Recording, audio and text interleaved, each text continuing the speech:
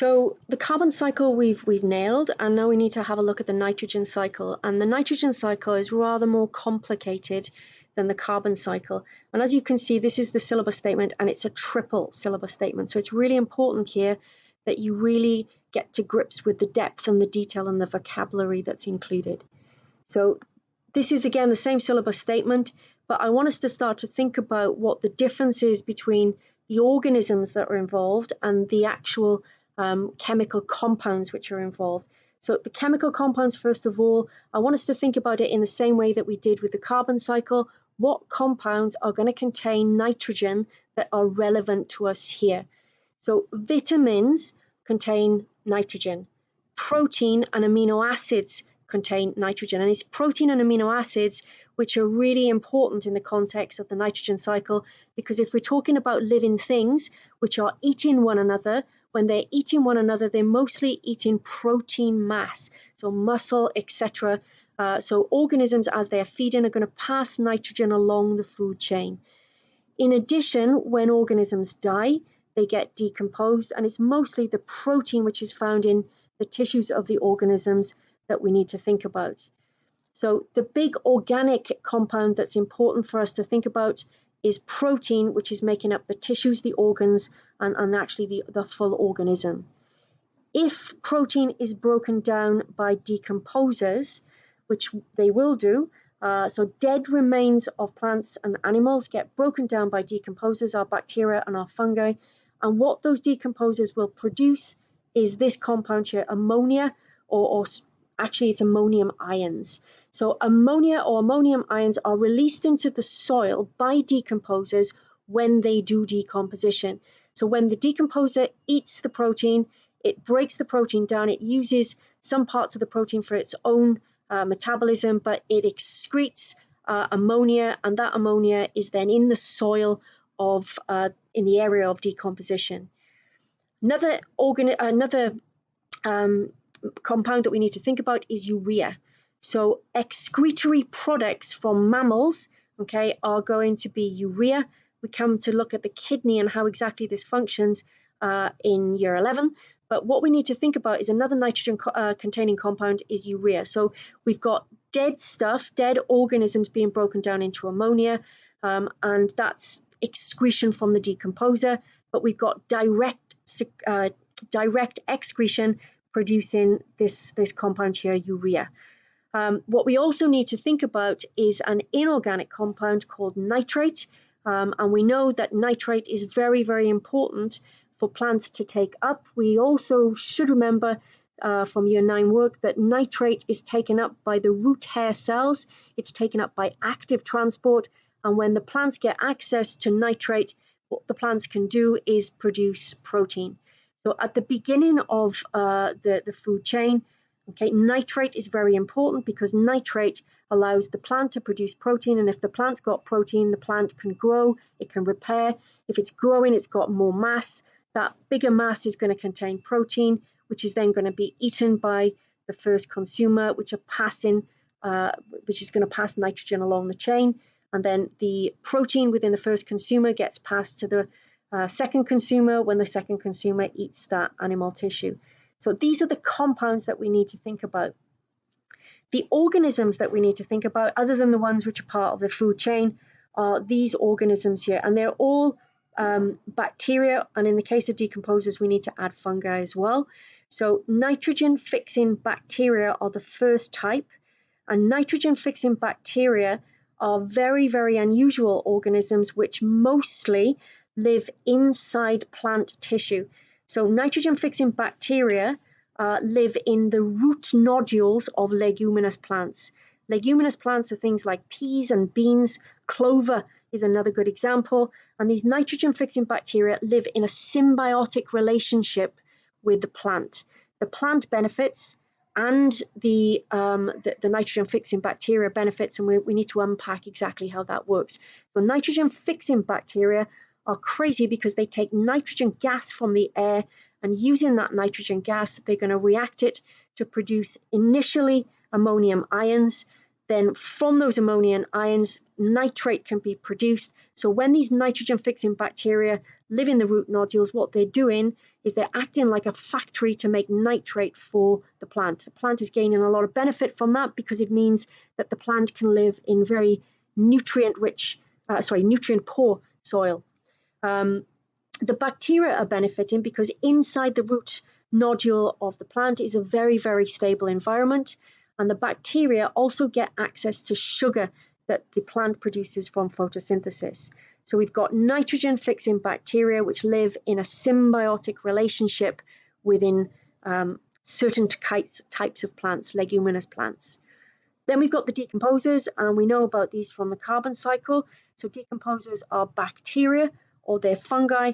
They feed on dead stuff, and in this particular instance, they're feeding on dead tissue, which contains protein, and the decomposers are going to excrete ammonia or ammonium ions.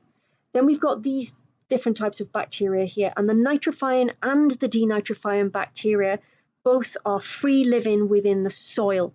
Now, nitrifying bacteria, what they do is they take up ammonia that's released from the decomposers, and they use that ammonia and they produce nitrate. And they don't need the nitrate. The action of changing urea to nitrate allows these nitrogen-fixing bacteria to gain energy, but they are going to excrete nitrate. So these bacteria are really, really helpful for increasing the soil fertility. They're increasing the amount of nitrate which is in the soil. So the nitrifying bacteria are the good guys, and the denitrifying bacteria are the opposite. What the denitrifying bacteria do is they take up nitrate from the soil and they break it down so that it's not available for the plants.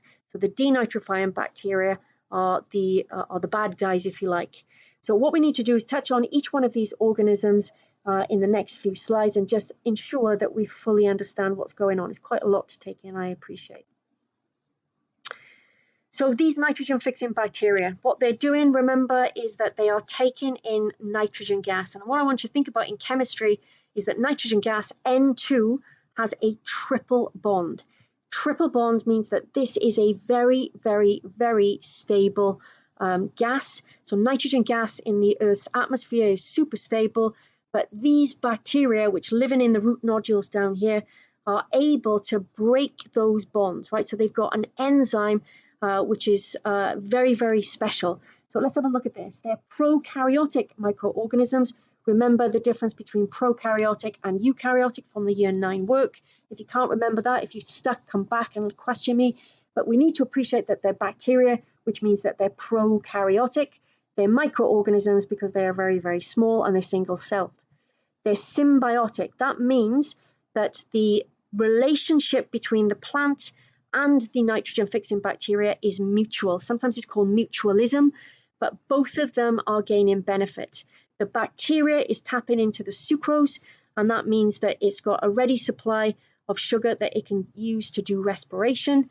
And also it's very stable inside this tissue as opposed to outside here in the soil, because when it's got heavy rains, etc., okay, that's not going to impact it if it's in this tissue. It also contains that special enzyme which is capable of breaking these bonds, and that is the nitrogenase enzyme. Now, what biotechnologists are trying to do now is they're trying to think about ways in which this gene which codes for this enzyme can be inserted into regular plants.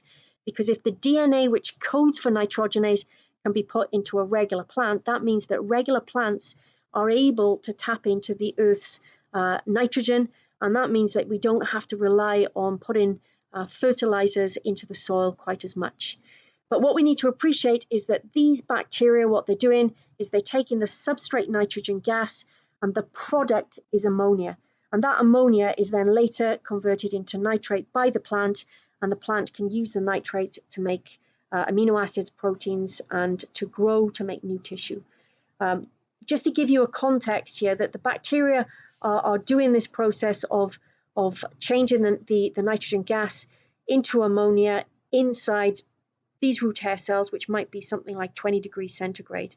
In order to do this in a non-biological way without using this enzyme, we need lightning. So when lightning storms happen, nitrogen gas in the air will react with water in the air, and that also produces nitrates. Then we've got the next bacteria.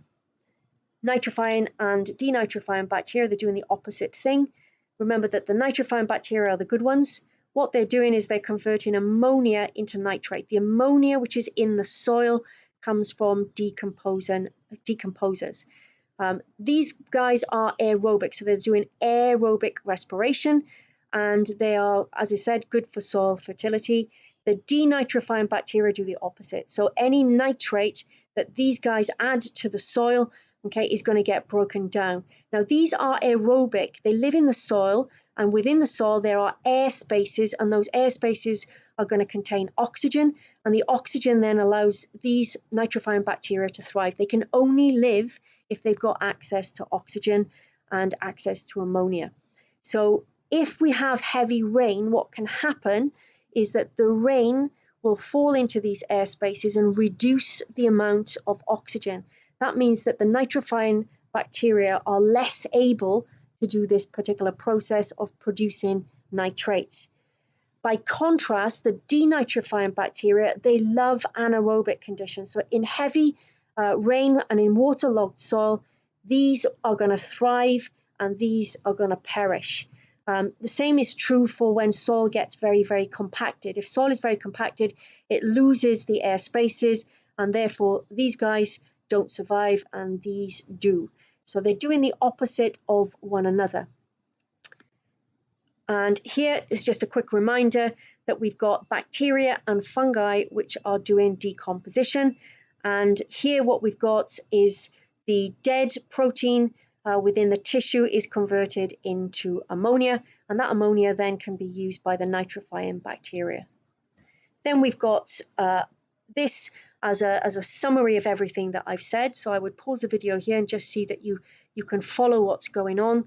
Remember, assimilation is this word that we came across in digestion. So when we do digestion, we take in food and then we digest it and then we absorb it. And then once it's delivered to our cells assimilate it. So the nitrate gets assimilated into the tissue of the plant. Once you've got your head around this here, what I would like you to do is watch the videos, which are at the top of the post for the Google Classroom. Have a look at the textbook and then make some extra notes on the nitrogen cycle, and then do the questions within the booklet up to side 6. Thank you.